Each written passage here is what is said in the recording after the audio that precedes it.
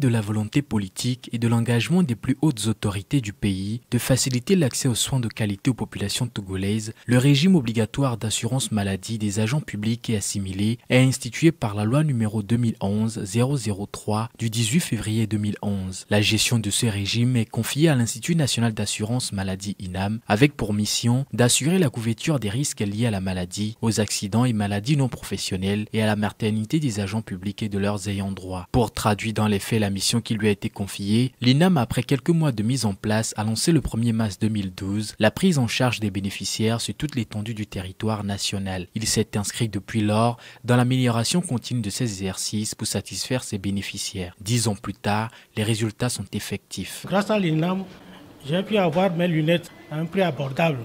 Les lunettes étaient périmées, il fallait renouveler. J'ai tellement eu confiance à l'INAM que j'ai eu la facilité donc de renouveler mes lunettes.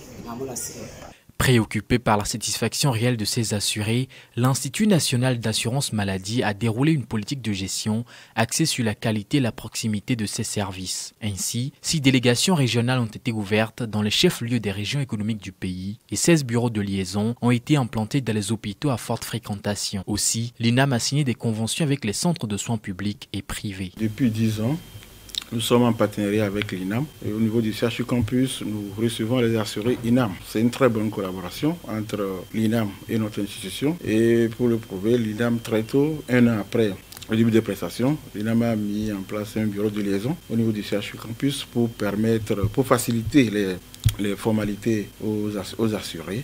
Par ailleurs, le souci de répondre assez efficacement aux attentes des clients a conduit à la refonte des outils de prise en charge qui étaient décriés au démarrage des prestations. Nous avons été parmi les premiers acteurs à collaborer avec l'Institut national d'assurance maladie. Ce fut, je peux dire, un peu mouvementé au début. Il y avait une charge de plus par rapport à l'accueil des patients, par rapport aux fiches à remplir, et cela a conduit à ce qu'il y ait des rénovations.